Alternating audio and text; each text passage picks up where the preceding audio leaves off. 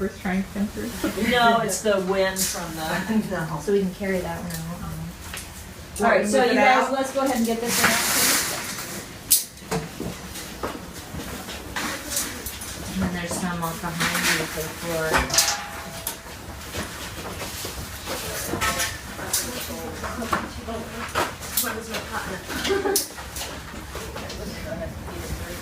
Yeah. Do it low.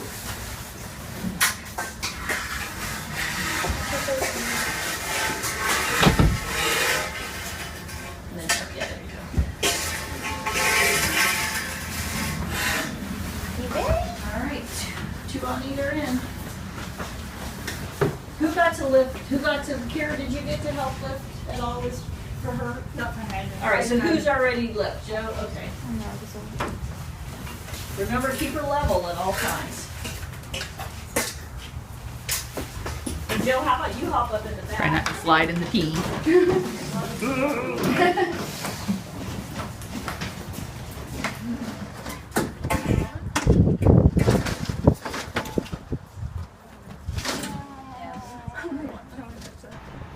Armani the leopard had gone in to see the vet and had to be sedated.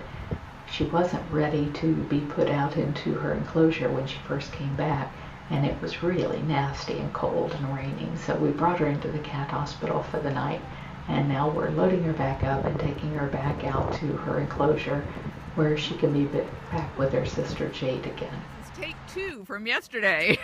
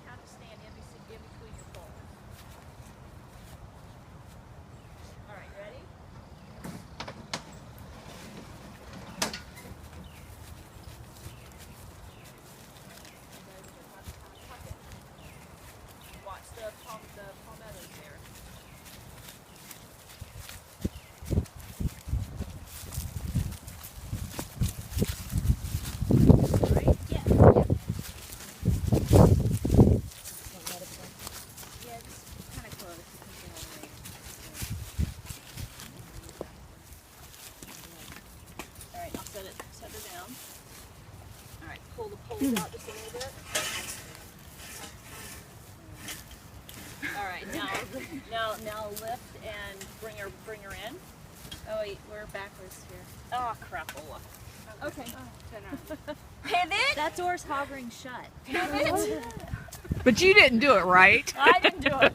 I did not hovering that door. We already determined that. Doesn't matter. Just pivot. As long as it's all in the same direction. Yeah, exactly. To the right. Up two, up two, up two. To the right. Up two, up two, up two.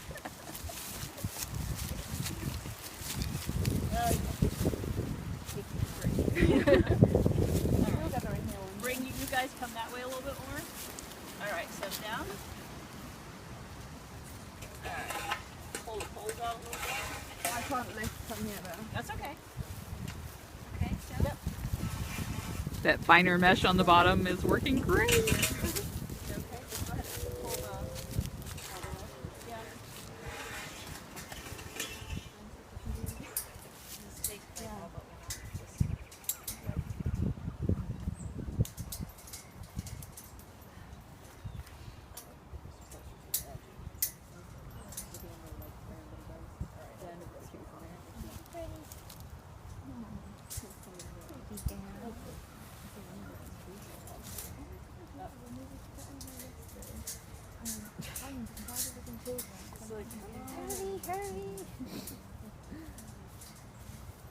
Watch the tail. Where's the tail?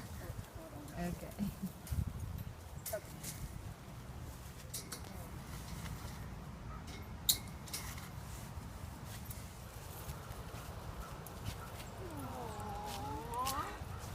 Where were you? You were gone for so long. You smell funny.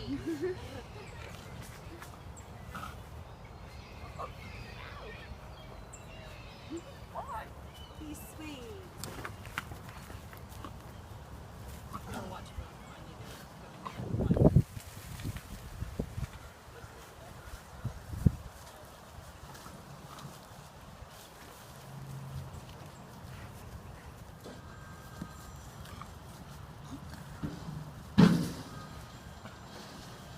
sweet.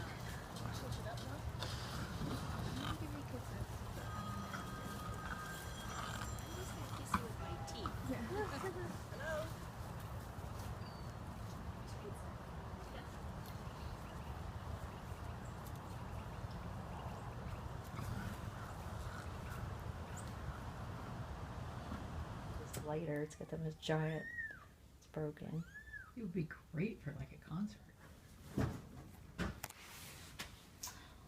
It'd make a great kitten warmer.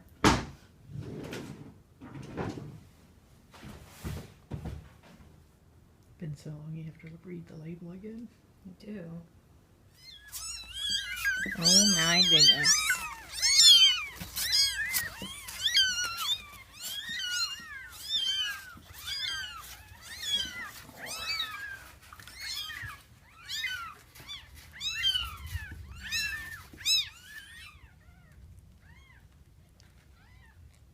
Not a fan yet. Mm-mm.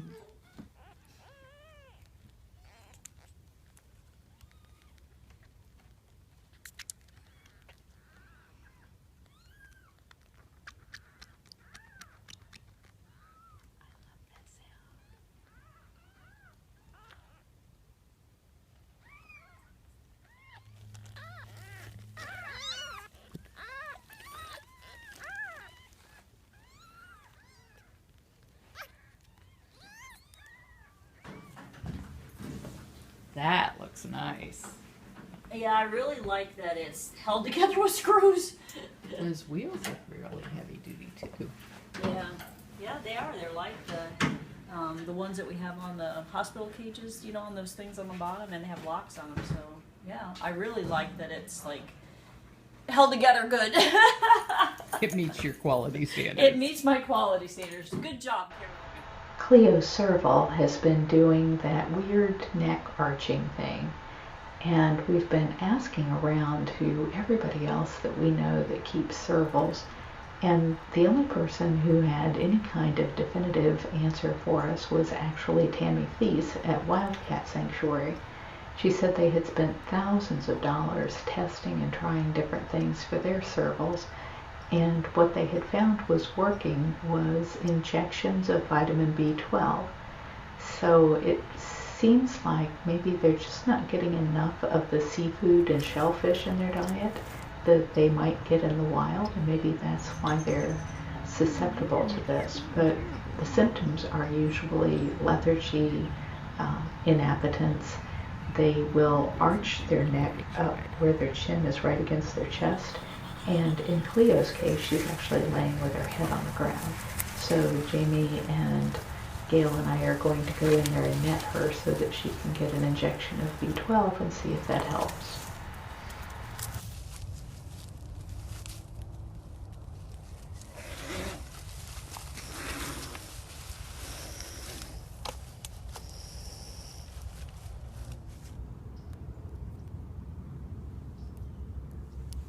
No, you gotta hold her for real up there. I'm gonna touch her. I got the net.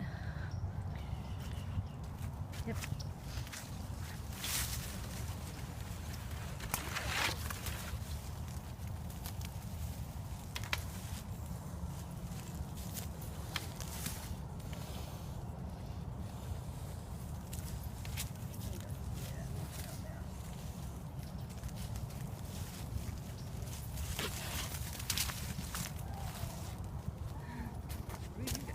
And she's gonna go guard the door so we can't get out.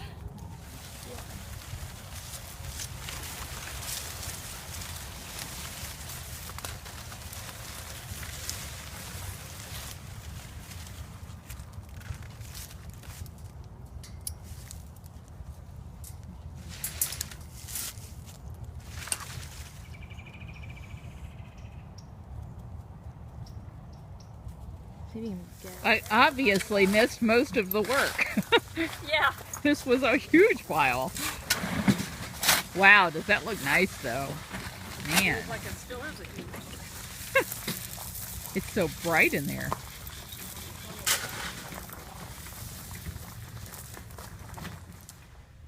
Turn it off.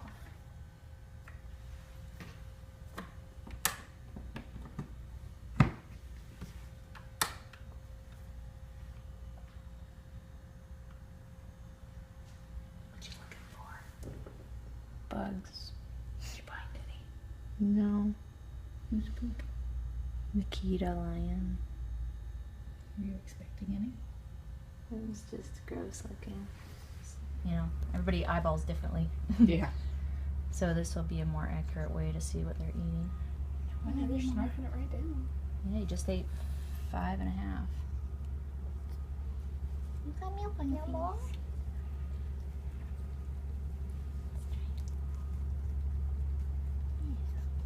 No. What's that? Looks better. Uh-oh, we got hungry babies over there.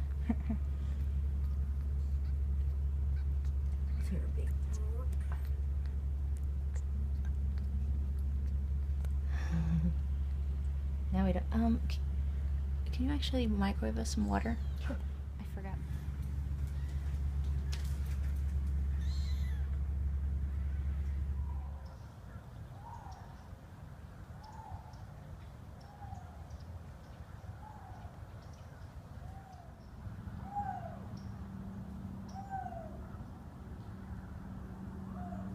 The B12 shot seemed to help Cleo Serval a little bit, so Dr. Wynn is going to give her another shot, this is the following day, to see if we get increased improvement.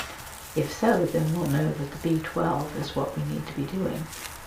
We're trying not to add anything else into the mix right now until we're sure.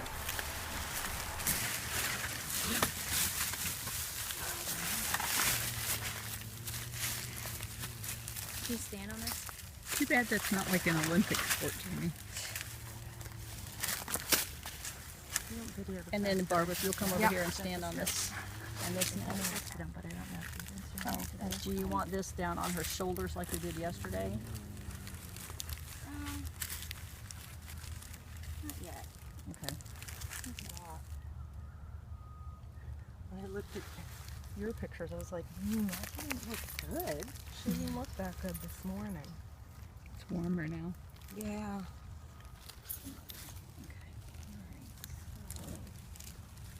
Can you get a leg like out? Mm-hmm. That's what I was trying to remember. How did we do this I again? think we actually tried to get their leg out of the net. Shere Khan was our largest tiger and was over 700 pounds in his prime. He's going to be 20 years old this year, and he has the muscle loss that you would expect in an old cat, but he seems to be losing a lot more weight than he should be. And at dinner time, he's only eating about half of his food and then not coming back to the rest until much later. So we're worried that there's something else going on with him. And since Dr. Wynn was here anyway, we decided to go ahead and lightly sedate him, draw some blood, and see if there's anything that we can tell from those initial tests that might be able to give him some relief before we have to do something much more major, like take him into a veterinary clinic, which is going to be no small feat for a cat his size. I was just sitting with Shere Khan while Dr. Wynn was getting the sedation ready for him. He's never been locked in a small enclosure since he came here, so he doesn't really like small spaces. Jamie came out and actually did the jab stick because she's so good at it. And then I have a few clips of her and Dr. Wynn in with him while they were working inside the lockout. But Chris has a lot more that you'll see later.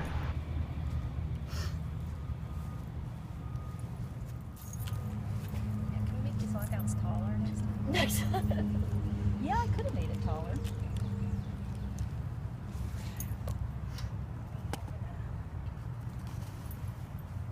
Okay, I'm gonna need Barbara. Can you come over and just hold his leg, this leg up?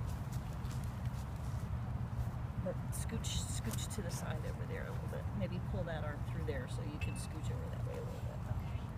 I'm not thrilled about where your arm is, Barbara, because there's a pokey right here. Yeah. Not to Okay.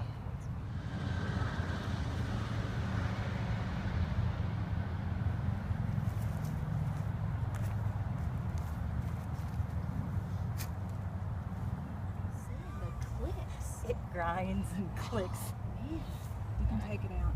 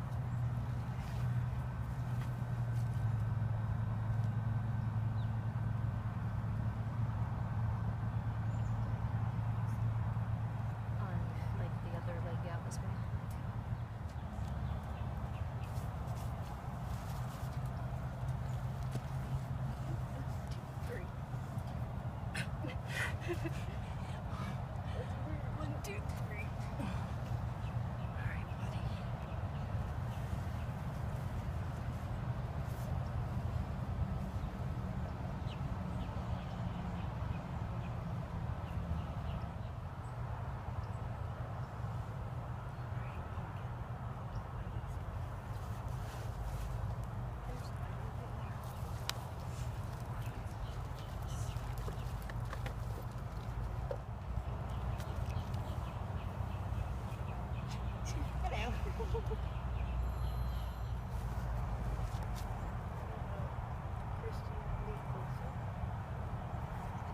wants to know if you want to be closer.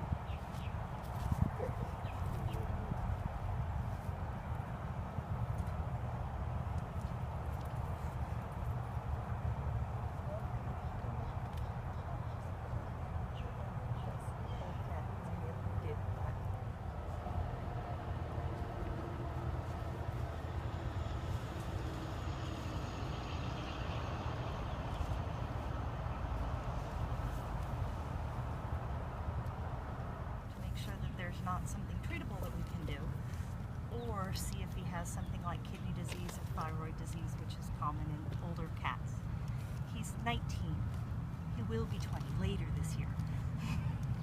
Carol puts on the list what age they'll be in that year, so it says he's 20, but Jamie and I prefer to refer to him as 19 until December. It sounds better. Yeah, so You're just going to shift him around and push him up so we can shut the door. yeah, I think you're gonna have. Yeah, I don't think she'll be able to pick him up. So we're putting his head on his block? Well, it's Is he either that or growling we or have to snoring? shift his butt this way. You want to just shift his butt that way? Okay, well then that you can do from out there, since his snoring is louder. Chris's wife, I chose him over me. Okay, 1, 2. Boys do not pay attention. 1, 2, 3. We move better. We move further. Straighten it, yeah, straighten Twitched just a little bit. His tail's all twisted. Twisty tail, Okay. twisty tail. Do you think we can pull him back now? Just that's the hardest way to move. He's trying to get his head this way. Yeah, just so he's not so crunched up. 1, 2, 3.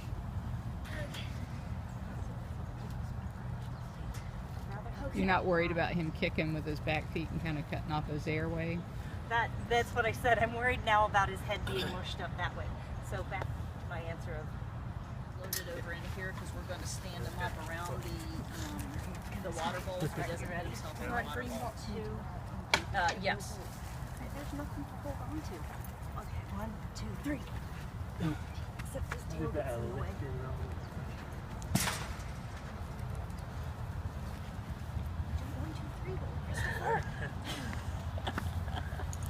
Chris doesn't know how to count to 3.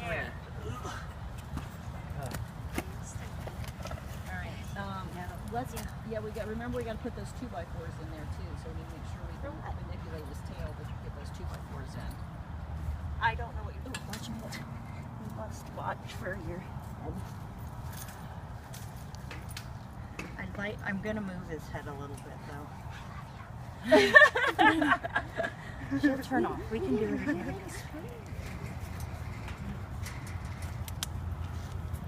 Now grab another one, pointing the other direction in the square right next to it.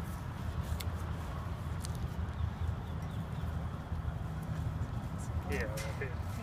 Yeah, right there, Chris, where your hand is. Yep. But turn the other direction. Right, like that.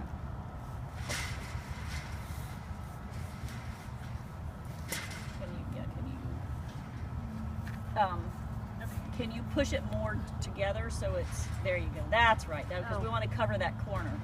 Okay, your problem is Good in the white now. Good in white. We're covering this water bowl because we don't want him to drown himself in 3 inches of water. And we also don't want him staggering around when he's half sedated and hurting himself on the wire. Shere Khan had to spend the night in the lockout, and then we let him out the next morning to make sure that he wouldn't drown out in the lake. And he's doing pretty well today. This is our vacation rotation enclosure. It's 2.5 acres, and all of our roofed enclosures that house our big cats are connected to this enclosure via tunnels, and they all spend about 2 weeks apiece in this enclosure. Okay. These panels that we build the enclosures out of are 15 feet long by 5 feet high. They're double galvanized 6-gauge wire, and each point is welded. As you can see here, this is where it overlaps. So we did 3 rows of wire going up. The overlap is done by 1 square, so you can see where 2 pieces of wire meet up. We've overlapped by 1 square, and we zigzag the hog rings that hold the panels together. When we're building the enclosures, we'll use these snaps to hold the wire in place, and then we'll use these hog ring pliers and 9-gauge hog rings, also out of galvanized steel, to hold the wire together. Did you see that? If you make a mistake or you're tearing apart an enclosure to make modifications, we use fence rippers that have a little point there.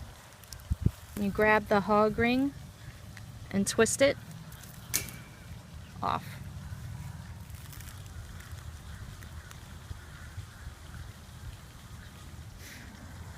The posts that hold the wire up are 18-foot, 3-inch steel pipes. They go 3 feet in the ground and are sunk in concrete. At the top, there's a cap that has an angle, and that's where we attach the overhang, which is 5 feet. So the walls are 15 feet high, and then the overhang is 5 feet. The wire is attached to the posts using a galvanized steel tie wire, and then it's wrapped around using pliers. The posts are set 10 feet apart.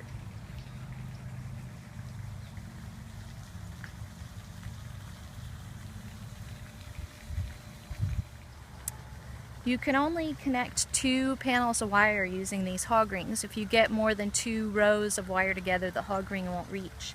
So when we have a seam here where 4 pieces of wire are coming together, we cut 2 squares out of this sheet and 2 squares out of this sheet. And then when you overlap them all, you only have 2 in any given connection. Any structures, platforms, den, that sort of thing that are built in the enclosure, we put at least 16 feet from the top of the platform to anywhere that there's an overhang. So it would be 16 feet from the very top to where the overhang is. In here, they're set quite farther back, but in some of our smaller enclosures, we make sure to have at least that 16 feet. This safety entrance is for our large equipment, so we can take the big lift in to do any repairs that we need to do, or the big mowers in to mow the yard. The doors are held together with these snaps, padlocks on the outside, and you have to go through this set of doors, shut them with the equipment, and then you go in the next set of doors.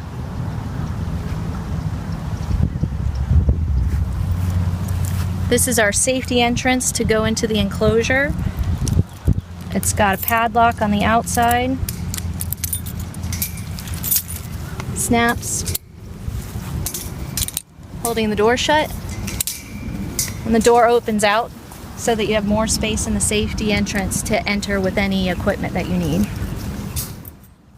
So we always go in the safety entrance, shut the door, latch it before we enter into the enclosure through the secondary door.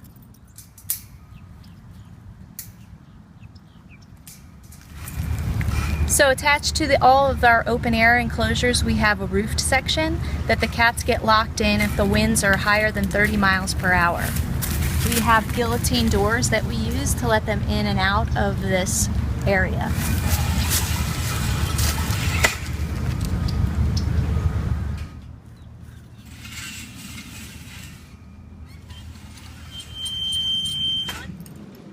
So whenever we use the guillotine doors, we also use a secondary door to secure the cage before we enter.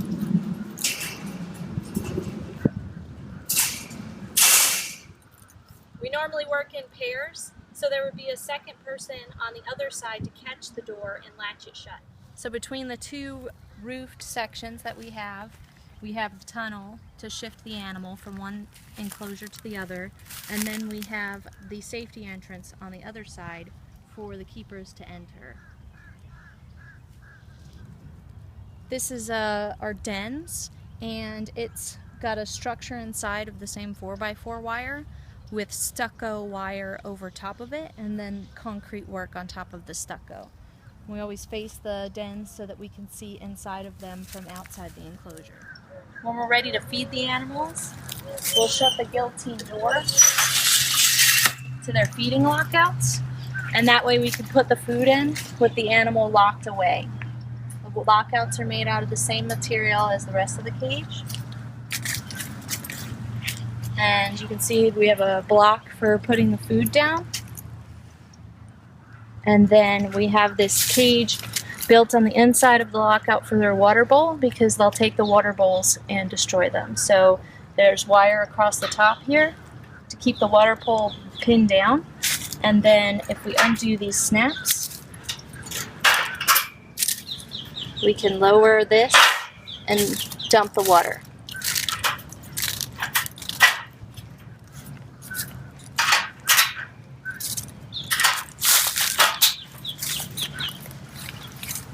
And then when we're ready for them to feed, we open the door.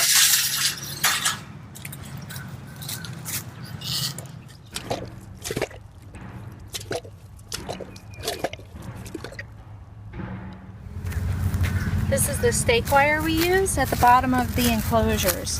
It's 2 squares and then a row of just these points at the bottom where we cut off the horizontal bar.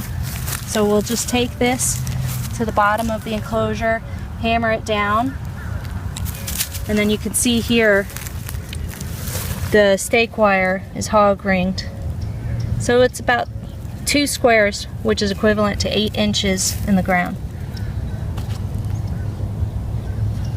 So we'll use the stake wire to help with the unevenness of the terrain. So as you can see here, the ground is pretty much level to the stake wire, but as it dips down, the stake wire is filling in that gap.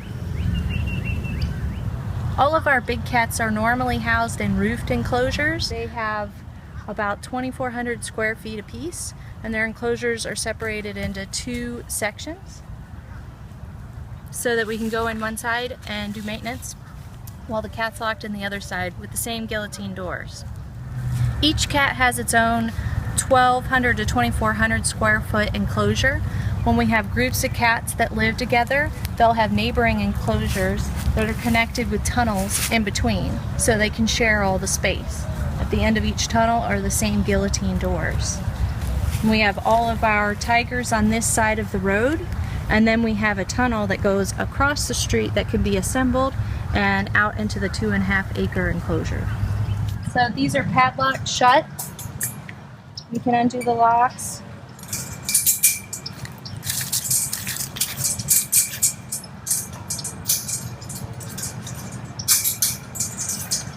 Lay down the floor. Then that roofed piece comes down. And the walls move in. And then we snap it all together so the cats can travel across the street into the 2.5 acre enclosure.